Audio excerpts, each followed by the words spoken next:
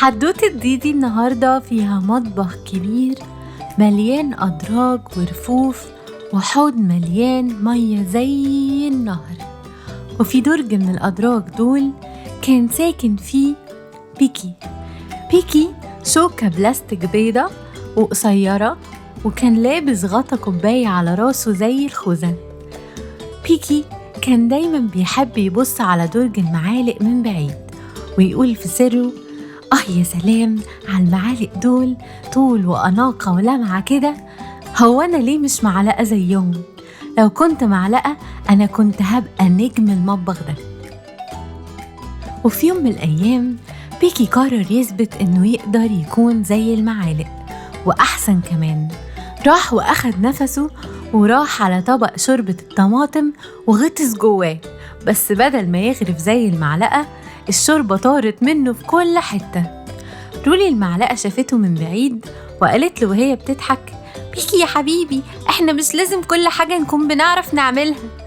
بيكي وشه احمر من الكسوف قدامها، أو يمكن احمر من شوربة الطماطم.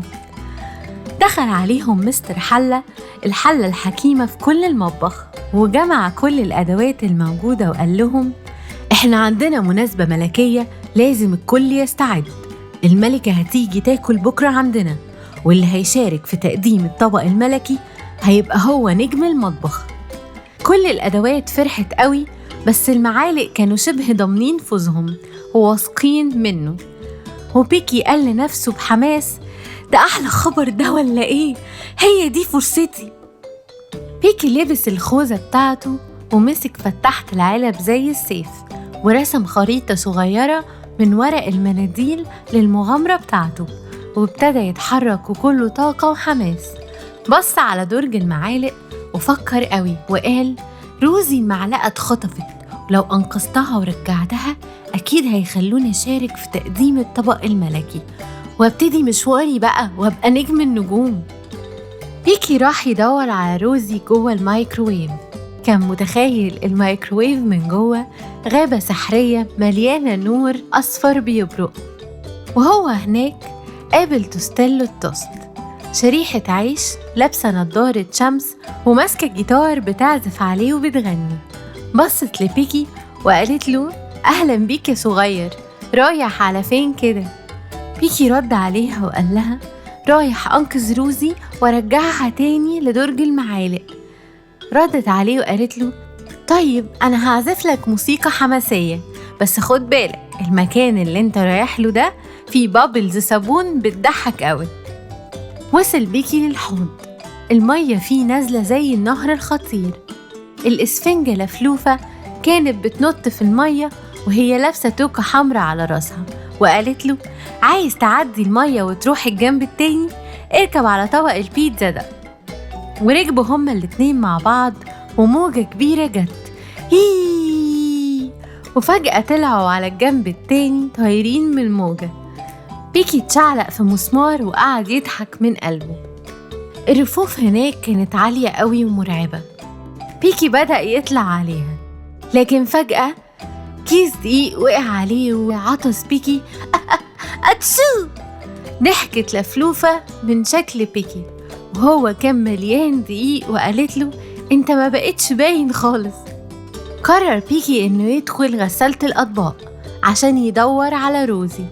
هناك أول ما وصل لقى روزي مربوطة والشفرة الدوارة الشريرة بتلف حوالين نفسها وعينيها بتنور أحمر. بيكي جري عليها وقال لها: سيبيها يا شفرة، أنا جاي أنقذها منك. ردت عليه كلها شر: جرب كده تمنعني وشوف أنا هعمل إيه. بيكي فكر على طول إنه يستخدم فتحة العلب كسيف ونط وسط المية السخنة والبابلز، وبعد شوية شد في الحبل اتقطع أخيراً وأنقذ روزي من الخطف. وقالت له وهي فخورة بيه ومبسوطة قوي: انت بطلي يا بيكي. بعدها رجعوا مع بعض المطبخ، الأدوات كلها بتسقف لبيكي، ورولي المعلقة بتبص على بيكي بفخر وقالت له وهي فرحانة بيه: أنا كنت فاكرة إنك شوكة عادية، لكن انت أثبتت لينا كلنا إنك بطل حقيقي وإنك تستحق فعلا إنك تكون نجم المطبخ. بعدها بيكي دخل مع المعالق علشان يقدموا الطبق الملكي للملكة اللي قاعدة جوه على الترابيزة. الملكة ضحكت وقالت: إيه ده؟ أنا بحب الشوك قوي اللي زي الشوكة دي. بيكي اتبسط قوي وحس إن هو فعلا حقق اللي هو عايزه، وفعلا هو كده بقى نجم المطبخ.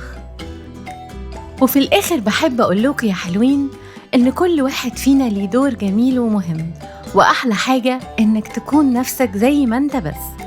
قولولي حبايبي، لو انتم مكان بيكي تحبوا تبقوا حد تاني ولا تفضلوا زي ما انتم علشان انتم مميزين بطريقتكم؟